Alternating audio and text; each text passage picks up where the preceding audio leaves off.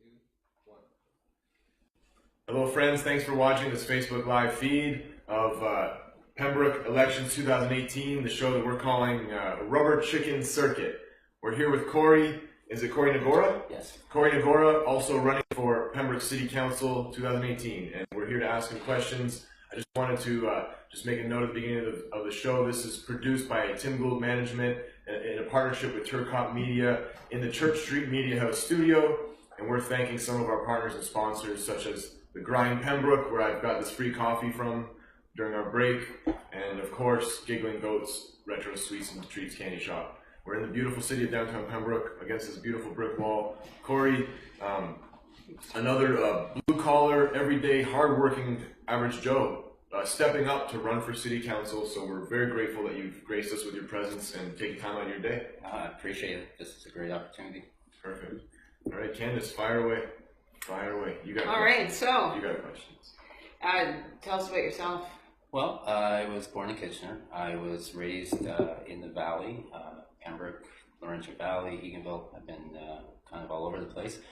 I have a family, or a blended family with my fiance, and we have 6 kids. Nice. Between the two of us. And so I have a lot invested in this community. They're aged 5 to 18. I work as a delivery driver right now for Councillor, and so I get a lot of opportunity to go out and see the public, and not just in Pembroke, but all across Renfrew County. Awesome, awesome. Reading your posts and things like that online, I see you're really big into baseball, is that right? Softball, yeah. Softball. You can tell by the cap too. Yeah. I thought about dressing up a little bit more with a suit and tie, but I thought it might be a little hard for people to recognize me in the public, because it's not usually how I dress. No, that's fine. I'm very casual here, but. Yeah. But I've, sorry, I was going to say for softball though, yeah, I've been playing for the last 25 years.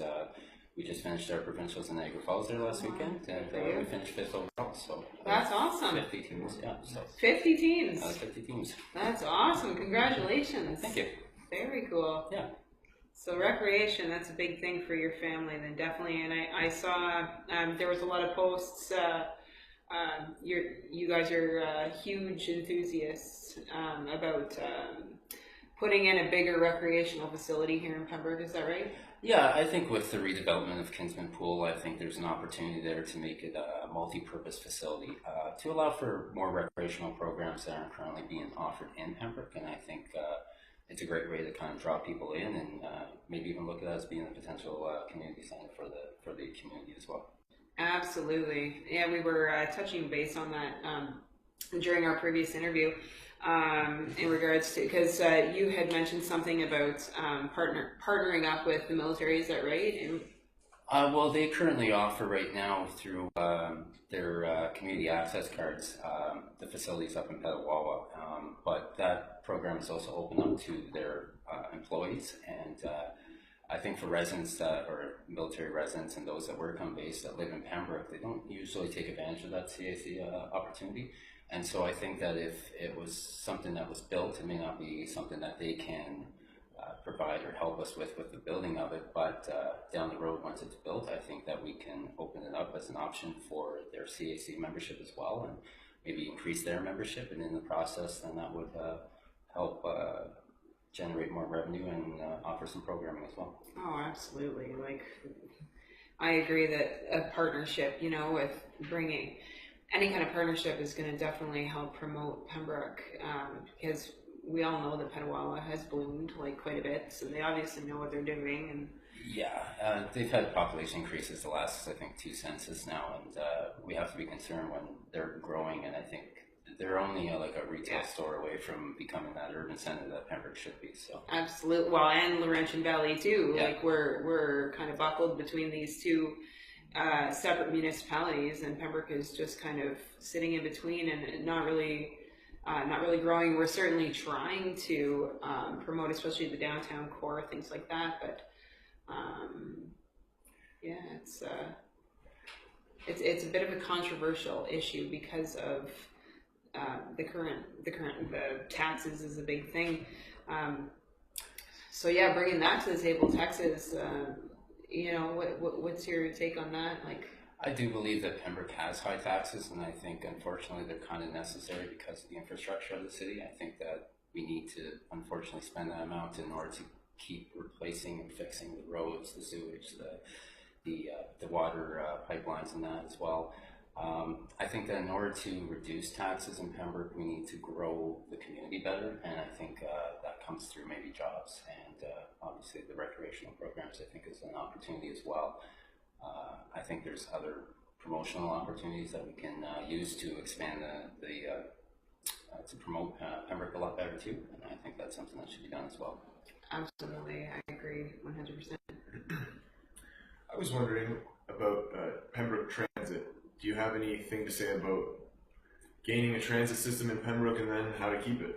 There's a good question, yeah. Yeah, and I mean, like you said, with the high taxes, a lot of our money is being put into the infrastructure. I think I would love to see a transit opportunity. I think there's it's possibly affordable, even if you have one bus running around the city within an hour time frame. I know as a kid, my dad and my grandmother both drove the old city buses, the old blue ones, and I remember riding on those, and it was kind of an experience.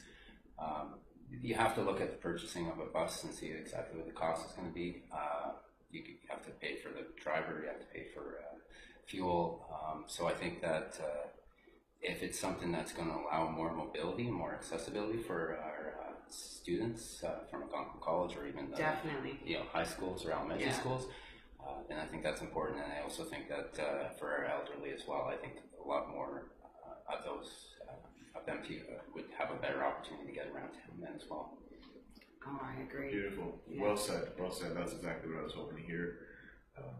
That's exactly why I want transit to come to Pembroke as well. So a lot of people agree on Pembroke Elections 2018 group as well that nobody was opposed to the idea. I think the biggest concern is more where are we going to get the money? That seems to be the biggest question in all of this. Yeah, and I think that when you're talking about discussed earlier about municipalities getting involved and stuff like that, I think that's where it's important for us to have a good open discussion with Laurentian Valley or even Petawawa and see if it's something that they might be interested in and maybe do a joint effort with both of those. Yeah, definitely. That would be a good idea. I like it. I like it. Well, there was a list of questions that we had from the old Facebook group before we open up questions from the current viewers of this Facebook Live feed, and I think they're not written down, but I know that we can remember. One of the really good questions that came in, Corey, was: do you think that that dealing with people's ills and issues in our society here in the city should be dealt with? Chance, if not mistaken, it should be dealt with more by the government or more by private aids and institutions? Well, I mean, social issues I think should be dealt with by, I think, a kind of a collaboration between the municipality and private organizations. I think the city has just as much responsibility for helping these people out as private organizations do, and I think we need to do better. I think there is a little bit of a stigmatization or stereotyping on certain people, and I think educating the populace would make a big difference and get them a little bit more compassion or caring. How would you want to attract more business owners to take up spots that are already downtown? So the spots that you do, I'm sure you've looked at them, the spots that are empty, the spots that are being worked on right now, and how are you planning on attracting more people to make that commitment and start paying rent and open up a business and a shop downtown Pembroke, downtown core? I think the biggest problem with the downtown core is accessibility. Definitely. I like, you hear a lot of complaints from older ones that are saying it's too far to walk from the parking lots to the downtown core. I don't see any problems with maybe considering changing the downtown core to a one-way. I've heard the pros and cons for it. I think that it would have a flow of traffic, allow for better parking, better accessibility. As for incentive in order to get a business in the downtown core, I guess it's well, I mean, we obviously want to grow our own people, so we want to look at maybe Algonquin College and see what programs they're currently offering and kind of include them to be able to, because I mean, there's a lot of small business in town too that would like to expand, but they can't get the workforce necessarily to fill those holes, or they don't have the size of the location that will accomplish that. So yes, not though. no, that's good. Good answers. yeah, the downtown core is being built up, and we need to catch up and keep up socially, culturally, and bricks and mortar. So that's being done, and I can see that you're active and you have reasons to get this done because of your family, because of the large family you have. So let's talk more about. We talked about recreation. Let's talk about your whole platform as a whole. How do you present your platform? Do you have 4 pillars? Do you have? I don't really have 4 pillars, but I want to give Pembroke a reason for people to come and visit, a reason for people to stay. I want to create opportunities, maybe opportunities that haven't been looked at or have been looked at in the past but weren't fully pushed forward to in order to bring it into Pembroke. I know there's been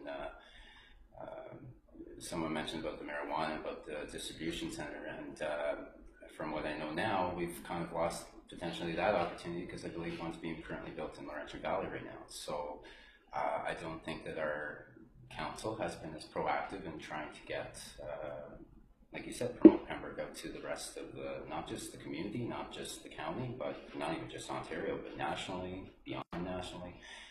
We need to draw interest onto ourselves, all with the goal of growth, internal growth. And I think that that's a big importance because we have an aging population, and within the next 10 to 20 years, a lot of those people are going to be retiring, and there's just not enough people to sustain the society the way it is right now. So we've got to do better for that. Yeah, and what is your take on the mom and pop shops downtown in the core? I know that you, based on posts on Facebook, you're kind of going away from that idea, but is that based more on what our local opinions are, or let's just focus on the downtown core right now? Like what?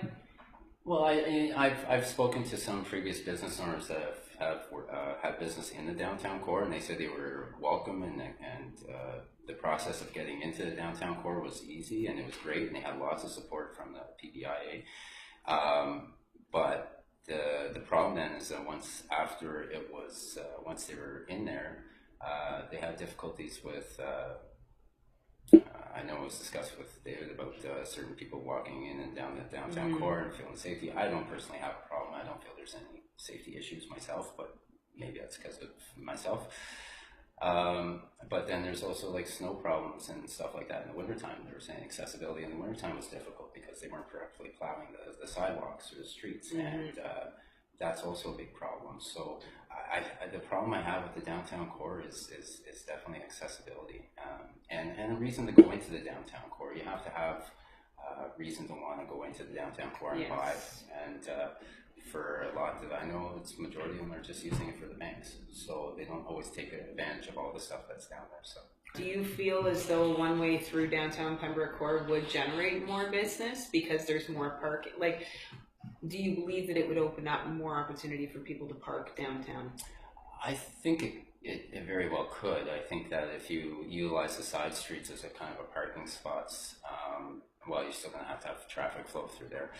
I guess it depends on how it be laid out. Because I mean, if you make it a double lane one way, then yes, you're going to still have those parking issues that we have now. But if you consider making both sides parking on the one way, then that's also that's a potential. Then at least you have both sides to be able to park.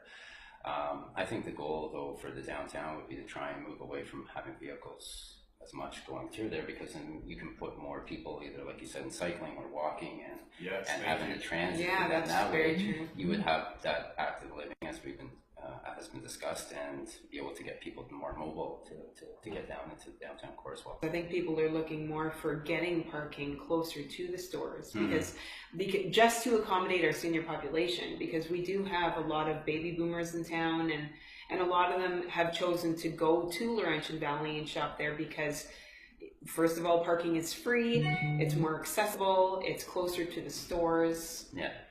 That's just my personal take on it, but it'd be interesting to see what the public has to say about it. Well, I mean that's the problem with like having like a Walmart, because it's kind of a one store for everything, right? And so when you're trying to generate kind of that interest in the downtown core, you kind of have to give that kind of same flexibility of having various things offered, so then there's a reason for a person to want to go down there too. Yes, that's, yeah. You know, not everyone has that reason right now, and I think that kind of plays into it. And if it's convenient to go to one big box store rather than go into the downtown core to get all your items, then that sometimes persuades people down to go there either. So I think that's why it's important then to diversify our job markets and diversify what we have currently in the downtown to offer as much as we can. So yeah. Yes. Good word. Yeah. Absolutely. I had just kind of going away from the downtown core topic now. Tell us more about why you choose to want to be a councillor. Do you have a political background, or was it a catalyst that kind of got you?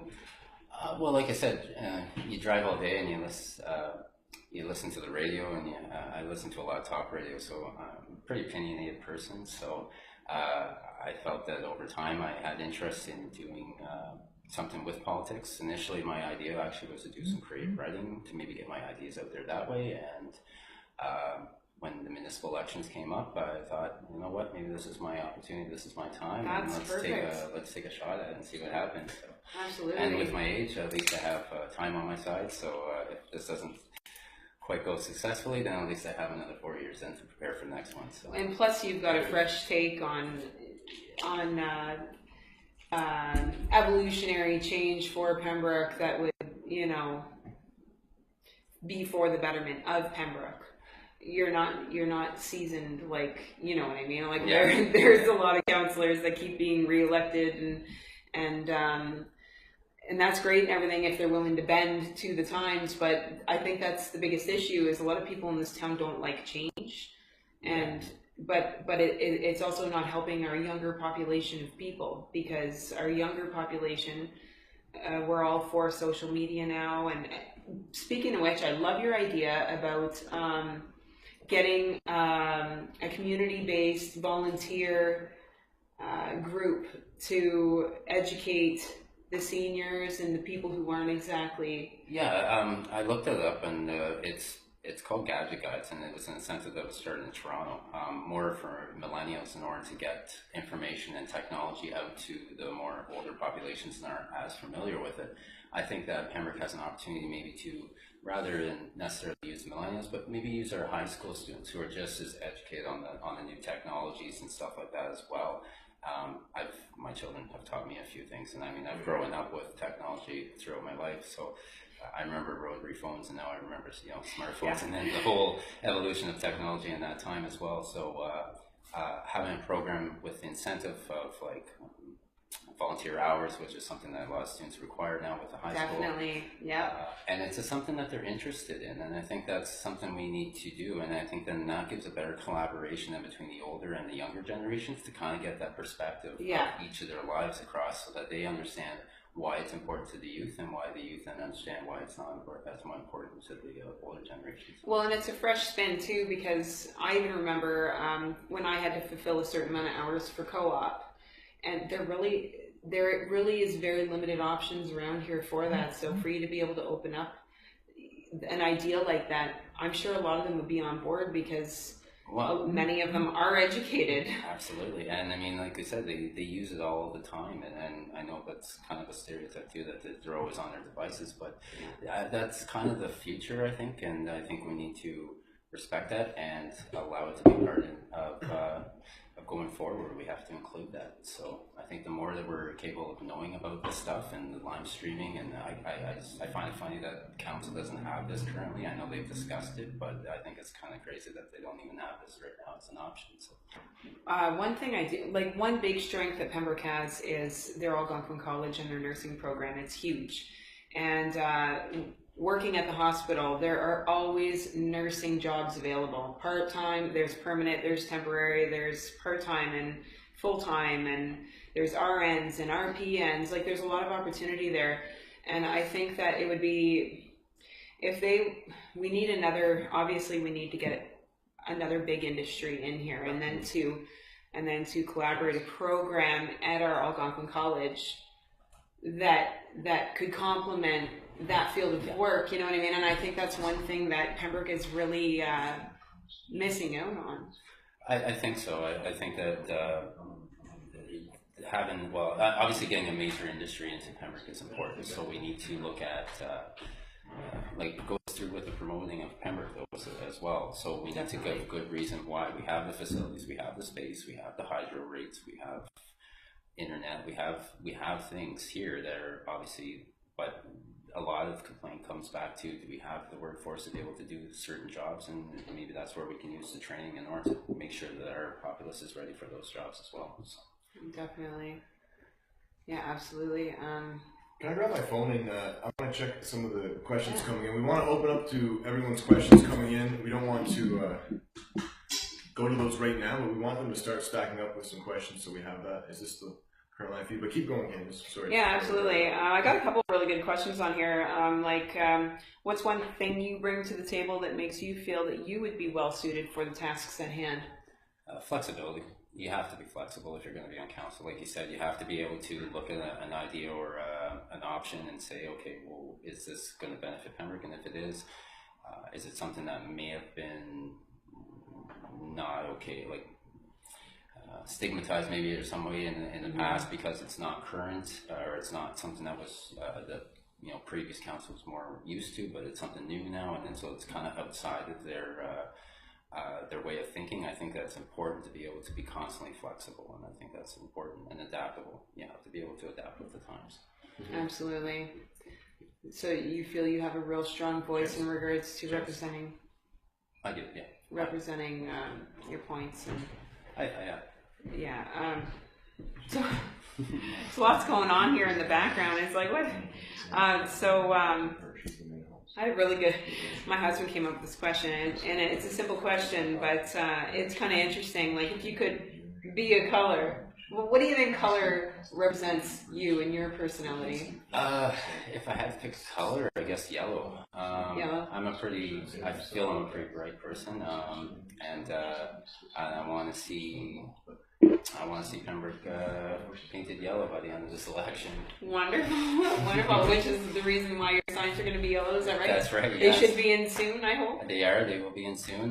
They should be available hopefully by next week. So I'm hoping to see a yellow wave sweep through Pembroke. So. Well, that's wonderful. And you got to get your signs up where everybody else's signs are. I see there's a lot of groupings of signs all over the city, and yeah, it's starting to look like real election season. It's come together for sure. We've got a really good question that came in. You didn't read this one yet. Did you Mary's question? No. Okay, Mary, thank you for the question, Mary. We're getting some involvement, and we wanted to bring that up. We have lots of questions stacking up from before as well, but this is a good one. We've touched on it a little bit. As you have a family, Corey, what can council do regarding recreation to get more people using the Pembroke facilities, and could the fee for out-of-town users be lowered to draw people in to use the facilities? Absolutely. I would remove the fees actually for outside users. I don't think it's people. I've heard stories of people from Beachburg or Cobden that want to come in and use the facilities in Pembroke, but because of that extra $300 on certain activities, they go to Petawawa, they'll go to Laurentian Valley. I myself have played softball for 25 years, and I've yet to play in Pembroke. I've played in Alice, I've played in Petawawa, but they don't offer the programs here in Pembroke. I think recreation is such an important thing, and to be able to get people active and out there, and I think that's where we can actually help. I mean, a facility that's being used to me is a facility that's making money. Absolutely. So, yeah. So what else would you like to see come into this town? Like, well, here, let's start with this question. Like, what is one thing about Pembroke that really stands out to you in a positive way? What do you really cherish about this city? What I cherish most is, I guess, the small community. I've lived in North Bay. I thought that population was a little bit big for me, so I do like the small community and being able to get around. Like myself, I said I walked from one end of town to the other when I was previously before, and so I think being able to get around town, I don't think is necessarily a problem for myself, but might be for other people. So. What I love most about the city is that for me, I think it's a wonderful, clean, nice environment, and I think that's a wonderful way to grow your children and to have them grow up as well. So yeah, definitely. But like I said, I would like to see a little bit more activity in town. I think that's where we kind of fell short. So. Yes, I could definitely agree with that for sure. Perfect. Well, I think that we're going to take a intermission, and we're going to open up for another up to an hour of discussion after this intermission. I myself have to take a washroom break, get some food in me, and then keep going because we have more questions coming in from our Facebook audience. So thank you for tuning in so far. It will be about 10 minutes if you'd like to tune back in and watch Corey's live feed. Thank you so much, Corey. Thank you. All right. Thanks, guys.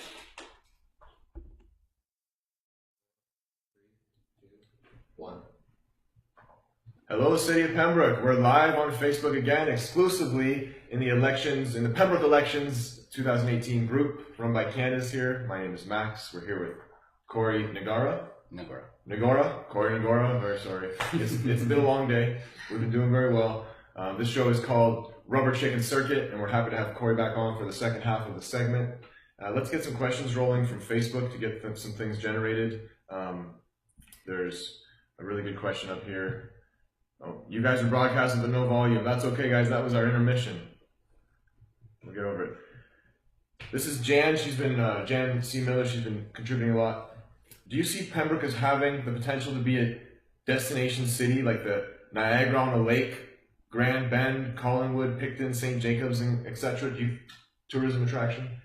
I think so. I think it's the way that we develop the city in order to generate that interest in the city. And like I said, with having the timber sports and being able to get that national kind of coverage or promotion, and then if we do something with the waterfront to kind of generate some interest in that area, we want growth. And so yeah, I do think that that's a possibility, but I'd have to look and see what they offer to kind of give a comparison between Pembroke and that area. Nice. I know that Fiddle Park definitely generates a lot of, I mean, it's a pretty old event, so, you know, I mean, the word's been around, the word has spread, and many people come to the event, but, I mean, with the people aging, it's starting to go out, so, you know, again, I really liked your idea on, or the spin-off of the Plaid Games, or the newer name. Fiddle Jack? Yeah, but I definitely...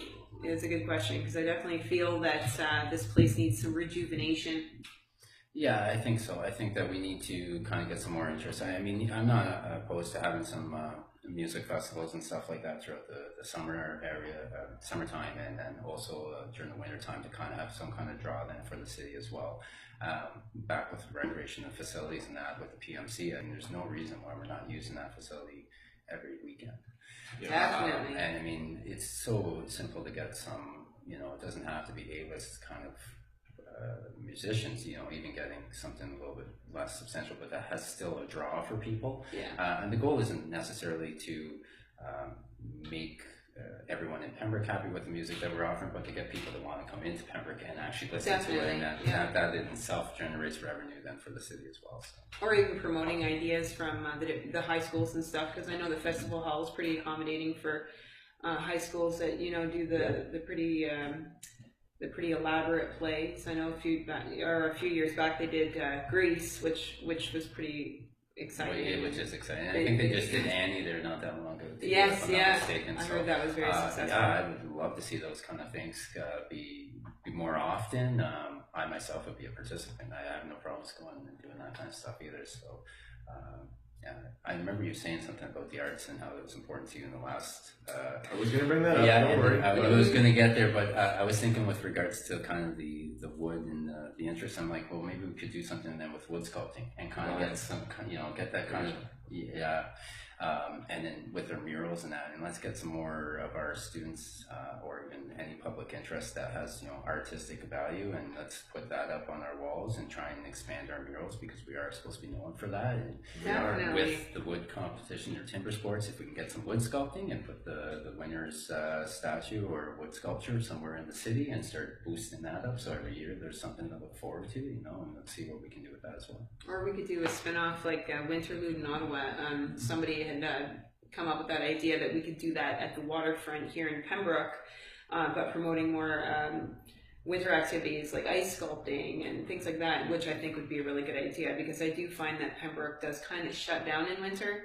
Yeah, I noticed that when you try and go down to the marina, or if you go down to Riverside in the wintertime, you find that there's no accessibility. Like they completely just push the snow off, and that's as far as it goes. Nothing is actually rarely ever happening in that area.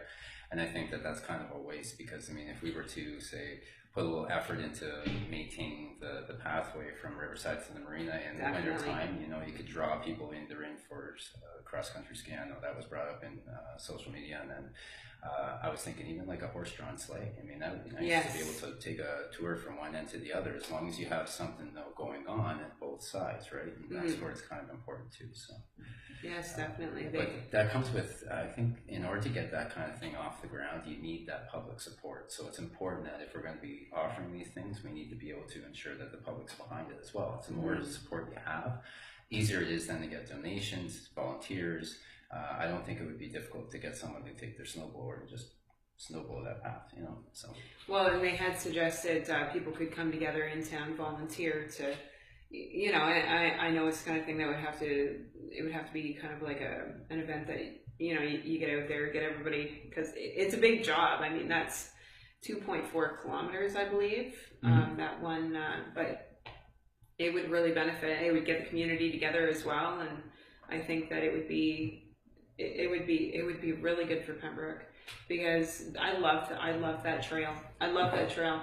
And it does kind of goes back with what I was saying about trying to build up the waterfront then as being a bigger asset. I think that we can look at some potential business, you know, even if you put like a small, say, cafe along the walkway between the retirement home and the college, I think that we get a lot of usage, both winter and summer usage, and I think that would make be a good kind of location. I think what you need to do is you need to look at key locations along there, and you need to develop them and draw interest to those areas so that you're getting people down there for different reasons. Oh, exactly, because it's already a high trafficking area. I know even in the summertime, there you get the regulars, but there's a lot of, you know, the Pembroke population that goes down there. It's always been a good idea, you know. I can see that in the summer. Yeah. Like right now when I walk the boardwalk and then that trail, and then there's some docks that you can look out on to the water. So a little canteen post there with some seats to have seating, and that would work good along that path. Or even like groom part of the river. You know, get beaver tails out there, kind of like the Ottawa Canal does. Absolutely. Well, we already have the Nook Creperie out there at the marina. Absolutely, so yeah. Shout out to the Nook. They do an extra special job on their ice cream crepes and ice cream cones there. We have it good. Definitely. We have it good in the summer. We need more in the winter, but yes, it's just hard to I think it's hard to put budget into the city staff in the winter when there's not as much turnout. Obviously, the snow. Not everyone goes cross country skiing or snowshoeing. But I mean, Larger Valley did a skate park out in by their rec center, and it was a huge draw. You know, they had donations for Christmas trees. People drop them off, and you put them along. And myself and my family, we went out there because it was free. And you take your skates and you go, and it's awesome to especially in the wintertime with the snow on the trees and stuff like that. Yes.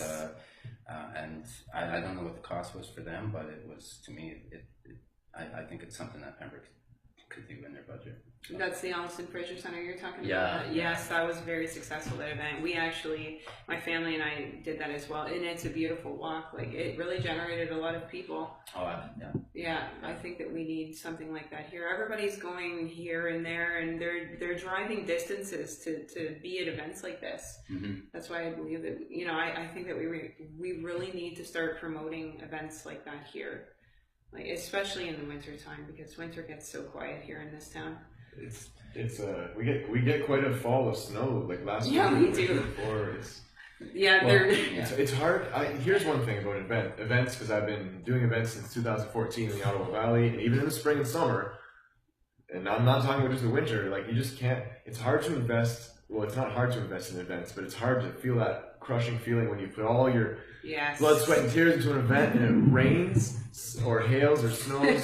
20 feet of snow. Sometimes in August you get it, or sometimes no. I just with the Petawawa Family Cycle Club and with weddings I've been to, I've just seen all sorts of different cases. So I guess every event that we invest a lot into in the winter, we should make sure that, like you talked about using the PMC.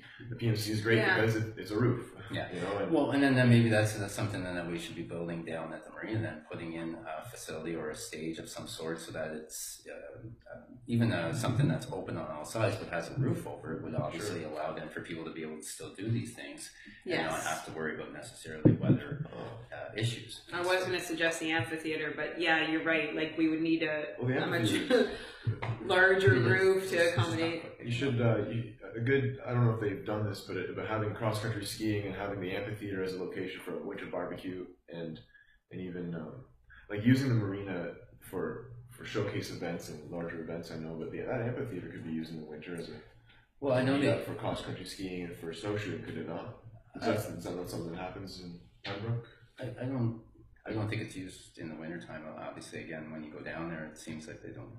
It snows all over top unless people are walking on it themselves. So maybe even in that space there, the wide open field there where the road goes around, and maybe build something in there that's kind of a permanent structure that yeah. And then I mean for outdoor concerts and stuff like that, then it's also accessible. And if there's a decision to even go with a fair, then at least you're kind of building up then towards that idea then too as well. Great ideas. Anywhere where you have rain cover in the Ottawa Valley will support events. Rain cover. Or just have a plan B day too, you know? Like, or you can get an umbrella vendor down there and just have them selling umbrellas. There you go. Munching on umbrellas is a great industry here in the Ottawa Valley. Yeah. Mind you, not this year so much. We've had so much sun. So. It's been great. So I do have a question. I know that a lot of the decisions that come to the council table can be quite large, and basically I guess what I'm trying to ask is, let's take your current situation in your job, let's say. Has there ever been any moments, any where you really have to display assertiveness?